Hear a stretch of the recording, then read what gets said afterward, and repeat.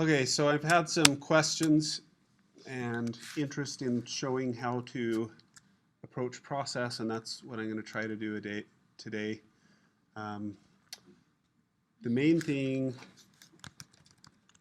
that I'm going to address today is kind of how you get from the very beginning to the very end. So I'm not going to address the piece overall. I'm going to take a few spots and push them all the way to finish, hopefully. So I'm going to start here with this sash. And you can see I painted it on a layer. It's just a color. And I've got the rough version here. And so I know what I'm doing with my colors. I know I'm going to do warm fill and a cool key light. I don't know that I'm necessarily going to pick that color. Hey Sam, can you refresh my memory what a key light is? Key light is the brightest light, the highest light in your hierarchy that isn't a rim light. And I'm trying to think if there's any other things that define it. I don't know. That's basically what it is.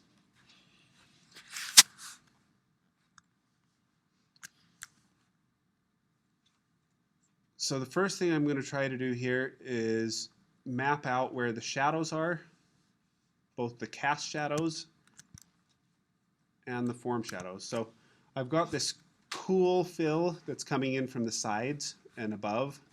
And so I'm probably going to lean just a little bit more towards purples here. That might be a little bit too desaturated though. So I'm going to keep a little bit more of that in there. And then I'm going to do the same thing for the form shadows.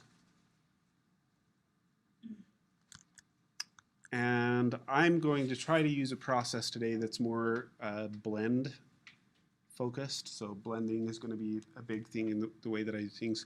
So I'm not necessarily worried about getting exactly what I want out of these brushes in terms of the gradients. You know, if I wanted to, I could use an airbrush and just kind of gently push these colors in there, and that would work fine. But I'm going to be making decisions just a little bit more dynamically than that, so I don't know that I'm going to have to worry about that too much. So I'm probably just going to take a brush that's really hard edged. Okay, so in this case, what's more saturated, the cool key light or the local color?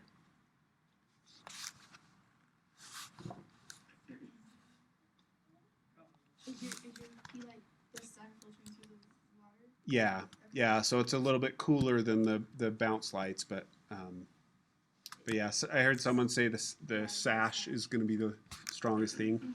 So in that case, if this is my color, you know, color of my light is something like that, and the local color is clear down here, or something like that, then I'm probably just going to roll a little bit towards the purples, not even really out of the reds yet, and I'm going to go down in saturation just a tiny bit.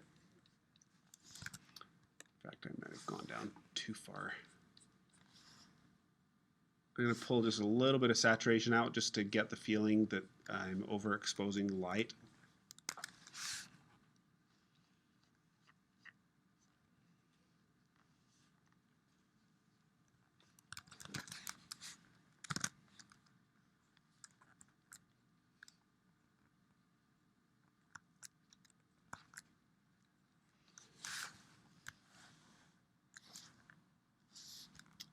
And I'm just going to use the light as it is, or I mean the color as it is for the sides of this sash where it's turning away from the light. And I'm just going to take a blender, we'll probably do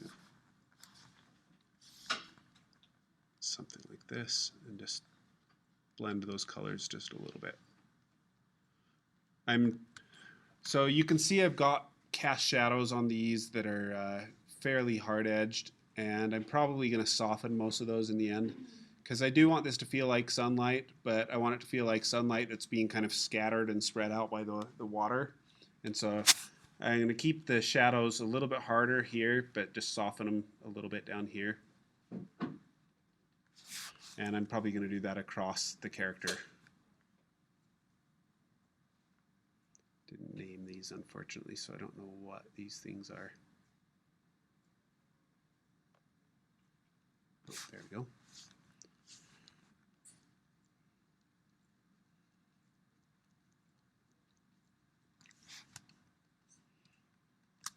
So Sam, did you use a gamut mask for the color on here, or how did you decide initially the colors? So on this one, I didn't use a gamut mask. I mostly started with the local colors and then I shifted them towards the light color. Now, I think I might have done something like this where I start out with, well,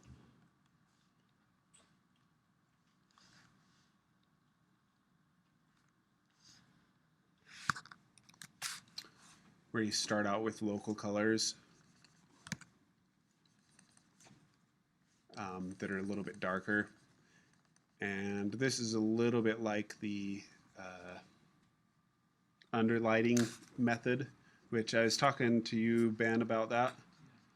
So if you start with your local colors and you're just kind of rendering in your shadows a little bit, I'm just going to make it look like this is a piece of cloth that's kind of up against itself.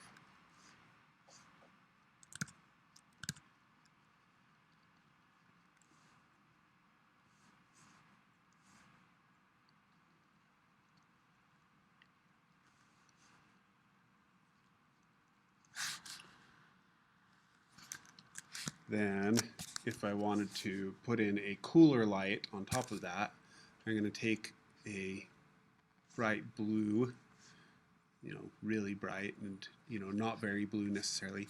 I'm going to do an overlay layer.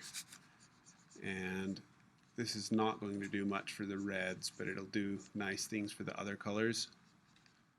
So that, say that this was a sash that was on the ground, right? And the bluer I go with that color, the less it's going to affect the red, as you can see.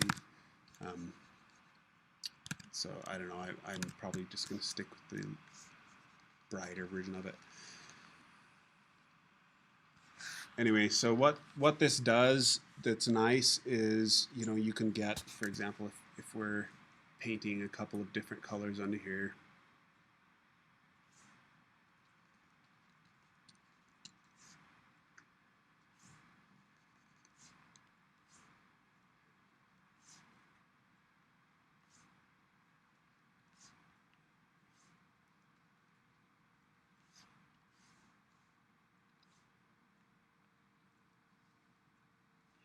then that overlay layer basically becomes like the light source.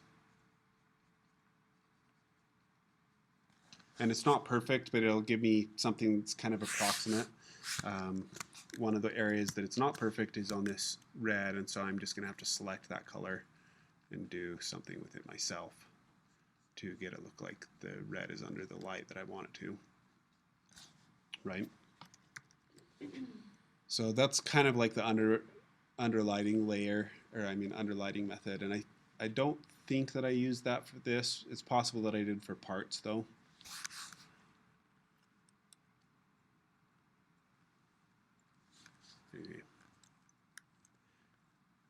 Yeah, a gamut mask is a good idea, but I would say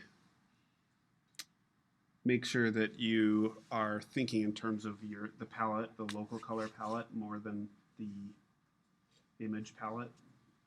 Like don't arbitrarily restrict it for this assignment. Maybe for the environment assignment later, we'll go with something that's more like an analogous color scheme that'll unify all the colors. In this, it's about making the character pop and to describe the character as much as possible. So it's almost like there's two different ways of thinking of a color scheme. You can think of a color scheme in terms of what the character in the scene is, or you can think of a color scheme in terms of how the scene is unified or what brings the scene together. And in this case, I'd say it's more about the character than it is about the overall scene. And I would make all of the stuff in the environment match the colors of the character if you're trying to find color unity. Does that make sense? Mm-hmm. So start with the character colors first. Hey Sam, Yeah. could you still do that even if the character's a lot smaller compared to the environment? Like if the focus is still a character, I would say for your character that it could be more about the environmental colors because you're kind of casting a certain light and a way of looking at your character. You're wanting to influence the way that people see the character with the environment.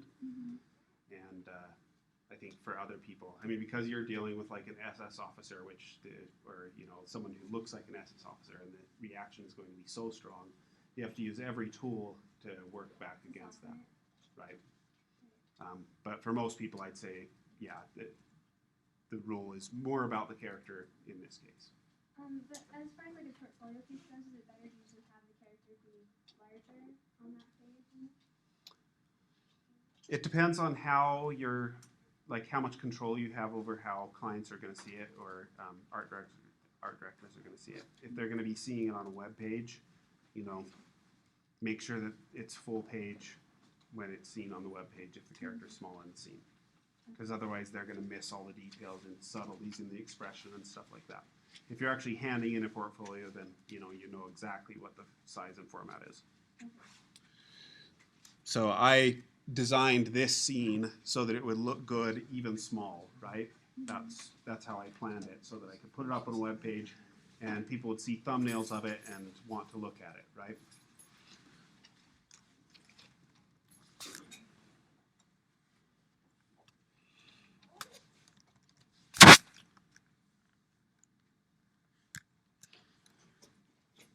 Okay, I'm feeling like I'm losing too much of that local color here. So I'm just going to bring a little bit more of the red back in here. And this is part of why I'm trying to work rough, is because I want to react to things as they go. I'm not very interested in just getting something quickly. I'm more interested in reacting to things right now. I think if you did a detailed color study and you know exactly what you want to do, just go ahead and start, use whatever tools. I'm using tools that give me flexibility right now.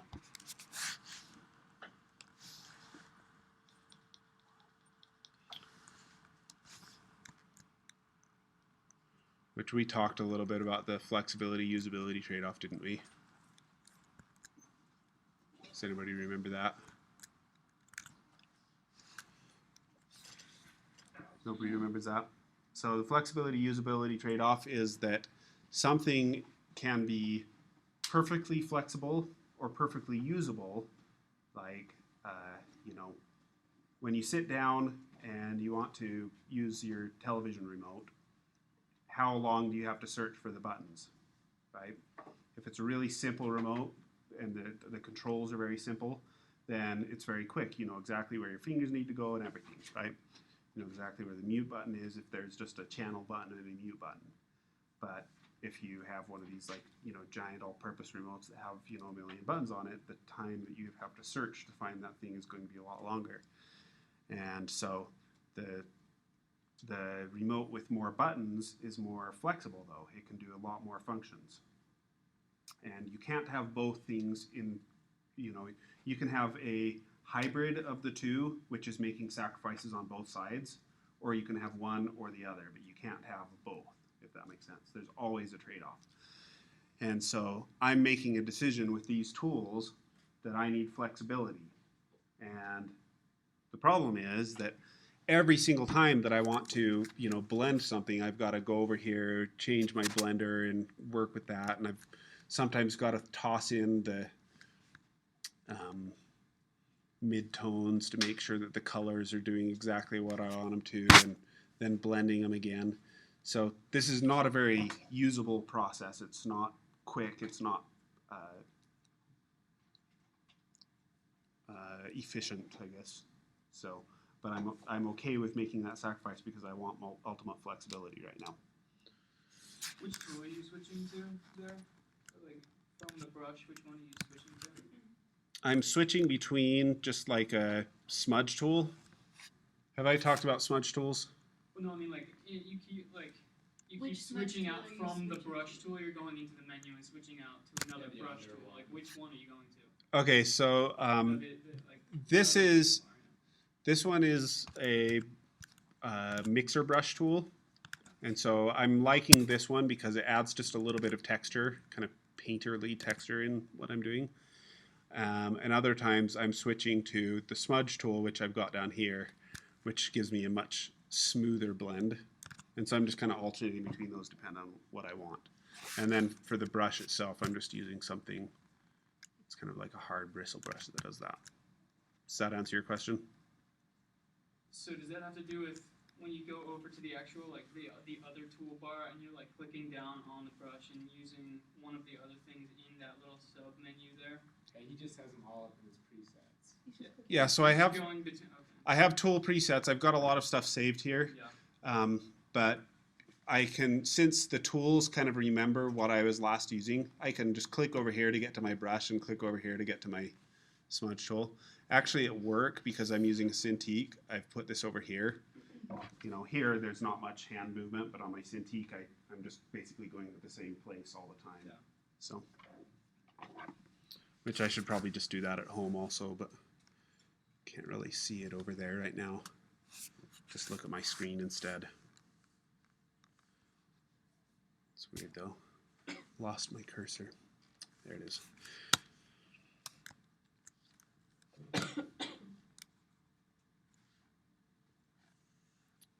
So I'm just going to do a quick curves adjustment here. So this is an issue of painting on a screen like this. That looks like red, right? To all of you? Maybe it's changing based on the angle. It's really purple on this screen. And so I'm going to just take the blues and I'm going to cut the blues out of it like that. And since I like some of the blues up higher, but I don't like them down lower, I may keep the top here and move the middle down. Can you explain how this, like, where you move on it, like what exactly it's doing to the picture? Because I don't know how to like take the white dropper and like make the background white, like just to clean up the drawing. I've never used it to change the colors. Yeah, so this is, well, let me do this. I want to keep the blues there and pull down on the reds here. So this scale represents from black to white. Mm-hmm. And by putting in a curve there, I'm saying make white, or I guess it shouldn't say white. The lightest, yeah, it's lightest to darkest. And so by moving the curve here down, I'm saying I want the lightest blue to be this bright now instead. And so if I take the 50% line or 50% mark, I'm taking all the blues that are at the 50% line now, and I'm telling it what to do to them. So if I move it up here, I'm saying take all those 50% blues and push them up here, Make it brighter. or push it down here. So it's a really powerful tool. I'm just trying to adjust for what I'm seeing visually here. And So it's just like an RGB is doing to all the colors all at once. yeah, if you do it to all the colors at once, then yeah, you're adjusting everything. But oops, I just killed what I did. You can also do this. Go into the brightness and, oh, sorry, not brightness and contrast. Go into hue and saturation, and then switch, like in this case, I'm going to switch to the blues, and I'm just going to turn the brightness down. Is there any major difference between the two? I Or is it can't even preference? tell what's happening right now.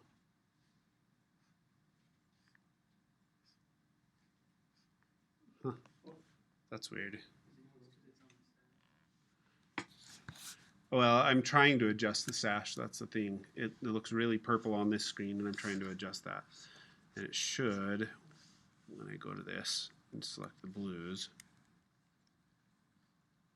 should be adjusting my blues, and it's not. Adjusting the difference. Yeah, I guess I could move over to the magentas.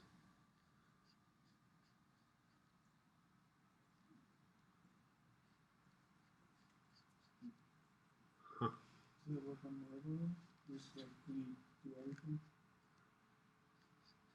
Yeah, that's a good question.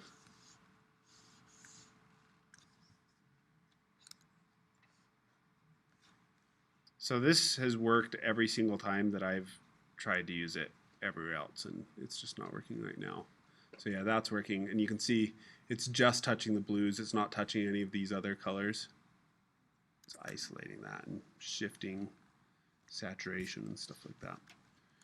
I guess nothing in this is counting as magenta in the computer's eyes, maybe. Anyway, maybe I'll just do this. Not select the blues, I'll just adjust it all together.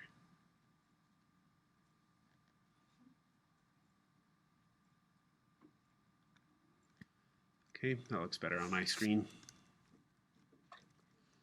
I have to make sure that I'm doing stuff for my screen because I'm recording this, and this recording's not going to pick up the monitor. Okay, so now that I've got the sash like that, now what I'm going to do is I'm going to do my deep shadows on this. And I'm going to select kind of a dark, warm color. Like I said last time, take your occlusion colors just a little bit towards the warms. And I've never seen an explanation for why that is. I've heard other artists say it as well, that you want to shift towards the warms in the occlusion. And I don't see a physical thing that would explain it, so just have to take it on faith. Sam, can we ask a kind of random question? Sure. So I noticed that you use the Smudge tool the most. Is there any like general rule of what makes a good smudge tool? Like, if we wanted to attempt to make our own, like what makes a good one versus a really crappy one with preset standard? Yeah, okay, let's talk about that. So if I am trying to create a smudge tool,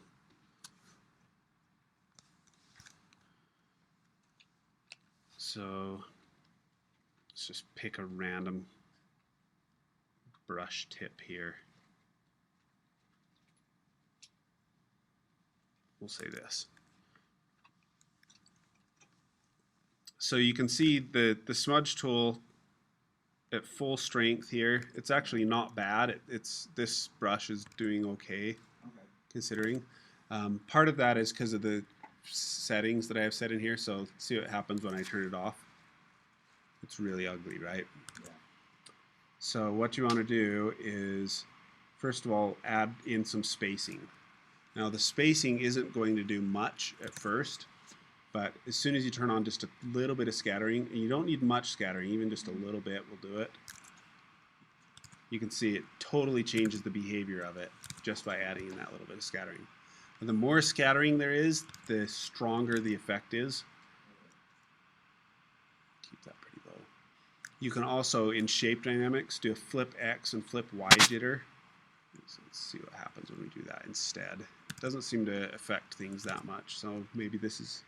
Oh, I know why I do that. It's because if you have a brush that has texture to it, it uses the brush dab, the texture of it, to decide where the smudging happens. And so that extra jitter makes it so it blends just a little bit better with the texture. Since this brush has no texture, it doesn't work.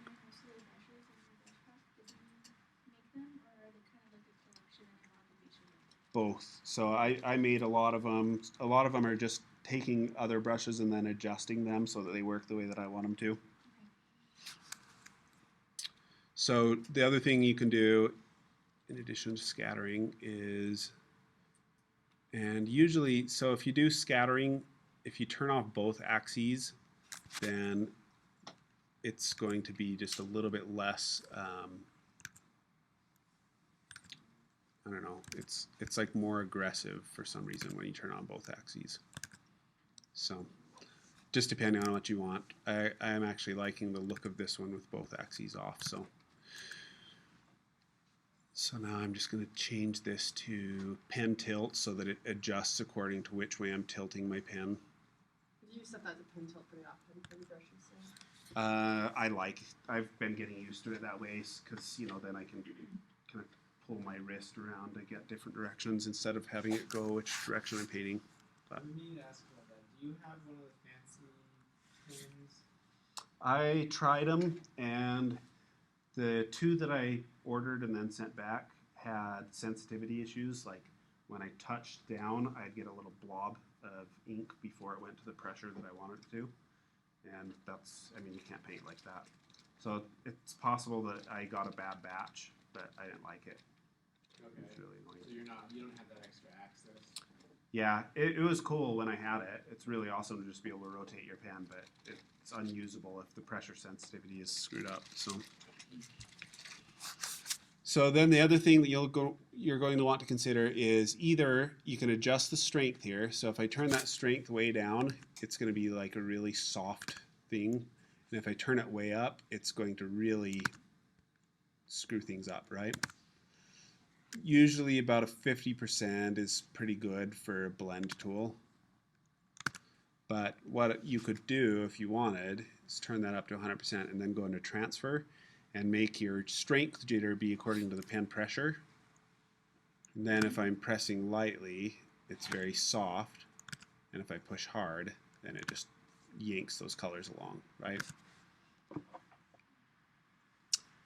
Another way to do blending is to go to your mixer brush tool, and it has similar options, but it's got more of them. Most of them are stupid, but you want to turn the load all the way down, so 1%.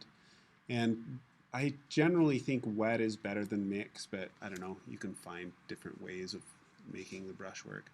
And so this brush has the flow according to pressure. So if I push lightly, it's going to blend very softly. And if I push hard, it's going to blend a lot. The nice thing about the mixer brush is that I can add texture. And I can make it, so if I turn on the mode to height and do... So does a mixer brush act more like a blend brush? Mixer brush acts, it's supposed to act like oil painting, but it doesn't. So you're not actually laying down color with it though.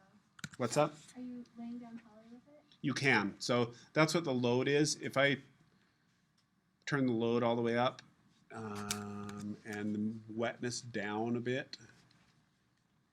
Nope, that's not working either. So it seems like they're just really hard to control. Yes, it's extremely hard to control, extremely hard to get what you want out of it. Do you use those very often, or do you mostly stick with just brushes and then Smudge Tool? That's weird. I'm not getting anything that I want.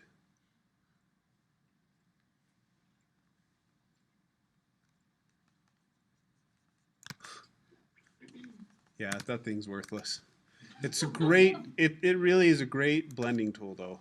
So yeah, if I'm just using it to mix colors around, it's really nice. If you're in a different separate layer, does it work, or? It's so the thing that seems to make a difference is if you're in 16-bit or not, then you can get better color saturation, and it seems to behave a little bit better. I don't know if this image is in 16-bit or not. Nope, it's in 8 bits, so maybe that's why I'm getting weird So behavior. that's something you should check before you start painting. Like whether or not you're doing better. So most of the time you want to be in 8-bit mode. Like that. And so 8-bit mode just means that there's the bit depth for your painting is you've got 256 values of each color. So 256 green, 256 red, 256 blue. And if you go up to 16 bits, it allows a greater range, but most people will not even be able to perceive the difference between them. I know there's supposed to be other advantages, you know, like the way that the channels work and stuff like that, but I've never noticed any of them. The only thing that I've noticed at all is that the mixer brush doesn't work when it's in 8-bit, and it does work when it's in 16-bit.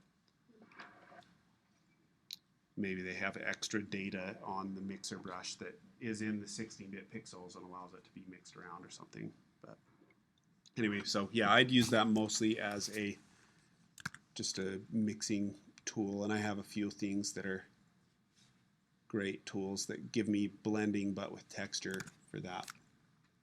Oh yeah, what I was saying, so if I go back to this blend texture, you can see the way that it blends is pretty kind of strong and predictable. If I go to the texture and make it so that the texture goes according to height, and then make it so that the depth of the height is the pen pressure, then what it's going to do is it's going to make me able to get like full saturation with that brush and then go to a texture at lighter pressures. So if I go really, really, So it's actually really close to an overbrush. um, Kind of like when you just like it's acting as though, yeah, everything is really wet in your painting. So I like these ones dry mostly because it treats it as though some of it is wet, but there's also some color underneath. You can like drag the colors Yeah. But if you want to drag those colors around more, then for sure you can adjust that. And if you change that depth, it'll change the behavior quite a bit actually. So here this is giving me just kind of this soft mix because I turned that texture way down. And And you're still in a mixer brush right now? this is all the mixer brush. So if I turn that up a ways, you can see it's just like stretching those colors out a ton. About a midpoint here, it acts about like my original brush did. And if I turn it all the way down, then it's just kind of barely even doing anything. Right. So the texture is actually, learning how the texture stuff works is a really big component of your mixer brush. Anyway, let's go back a little bit.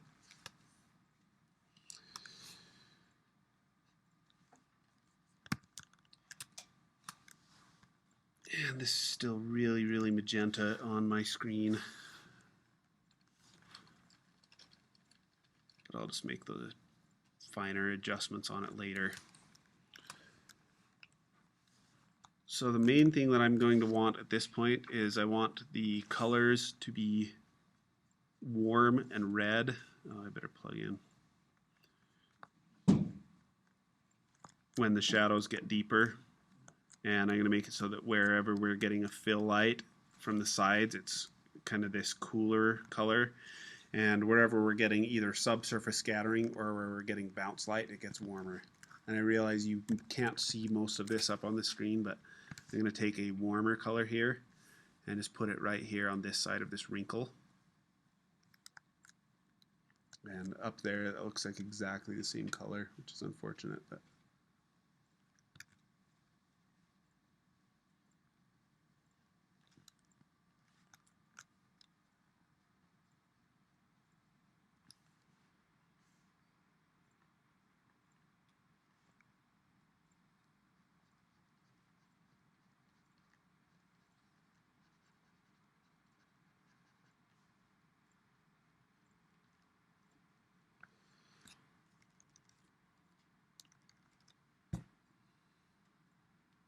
Okay, so let's pause this.